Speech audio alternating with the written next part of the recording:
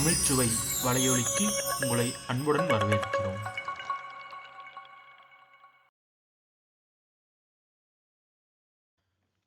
புறநானூறு பாடல் எண் 312. தலையாய கடமை. பாடியவர் பொன்முடியார். திணை வாகைத்திணை. வாகைப்பூவை தலையில் சூடி பகைவரை வென்று ஆரவாரித்தல். துறை மூதின் முல்லை. வீரர்க்கு மட்டுமல்லாமல் அம்மரக்குடியில் பிறந்த மகளிர்க்கும் சினமுண்டாதலை மிகுத்துச் சொல்லுதலே மூதின் முல்லை என்னும் துறையாகும். தாய், தந்தை, அரசன், கொல்லன், மகன் என ஒவ்வொருவருக்கும் ஒரு கடமையுண்டு. அக்கடமை பற்றி விளக்கும் வகையில் அமைந்த இப்பாடலின் முதல் வரி ஈன்று புறந்தருதல் என்றலை கடனே என்பது. இதை ஈன்று புறந்தருதல் என்தலை கடனே என பிரிக்க வேண்டும். ஈன்று என்பது ஈணுதல் அல்லது பெற்றெடுத்தல். புறந்தருதல் என்பது பாதுகாத்தல். என் தலை எனது தலையாய அல்லது எனது முக்கியமான. கடனே என்பது கடமை. அதாவது ஒரு மகனை பெற்று பாதுகாத்தல் எனது தலையாய கடமை என தாய் கூறுகிறாள்.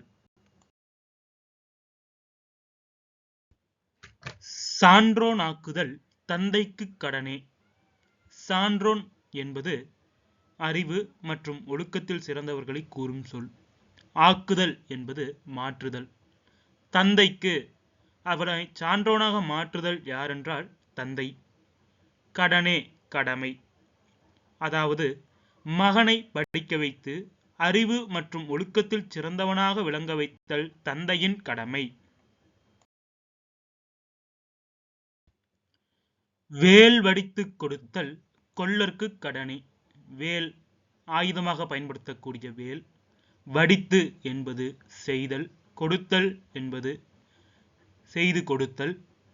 கொல்லன் இரும்பு வேலை செய்யக்கூடியவர்கள். கடனே கடமை. அதாவது போர் செய்வதற்கு தேவையான வேல் முதலான ஆயுதத்தை செய்து தருதல் இரும்பு வேலை செய்யும் ஊர்கொல்லனின் கடமை. நன்னடை நல்கல் வேந்தர்க்கு கடனே. நன்னடை என்பது நல்ல ஒழுக்கம்.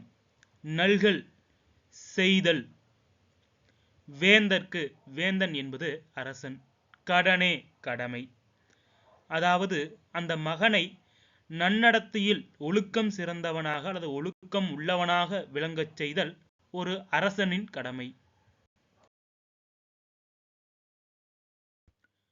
ஒளிருவாள் அருஞ்சமம் முறுக்கி. ஒளிருவாள் ஒளிரும் வாள் அல்லது ஒளிருகின்ற வாள், மின்னக்கூடிய வாள். அருஞ்சமம் என்பது போர்க்களம். முறுக்கி அப்போர்க்களத்தில் சண்டையிடுதல்.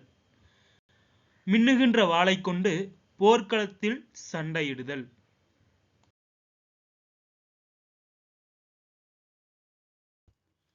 களிறெறிந்து பெயர்தல் காளைக்கு கடனே. களிறு என்பது யானை.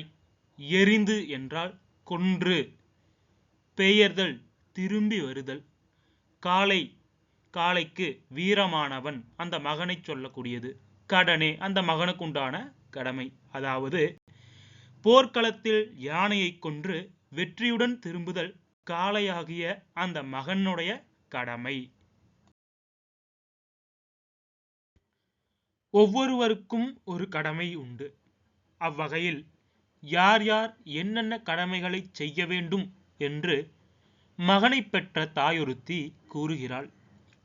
மகனை பெற்று பேணி காத்தல் என் தலையாய கடமை என்றும், மகனை படிக்க வைத்து சான்றோனாக விளங்கச் செய்தல் அவன் தந்தையின் கடமை என்றும், போர் புரிய வேலை வடித்து கொடுத்தல் ஊர்கொல்லனின் கடமை என்றும், நன்னடத்தை உள்ளவனாக விளங்கச் செய்தல் வேந்தனின் கடமை என்றும், வாளை சுழற்றி போர்க்களத்தில் பகைவேந்தன் யானையை வீழ்த்திவிட்டு வெற்றியுடன் திரும்புதல் மகனாகிய காளையின் கடமை என்றும் அத்தாய் விவரிக்கிறாள்.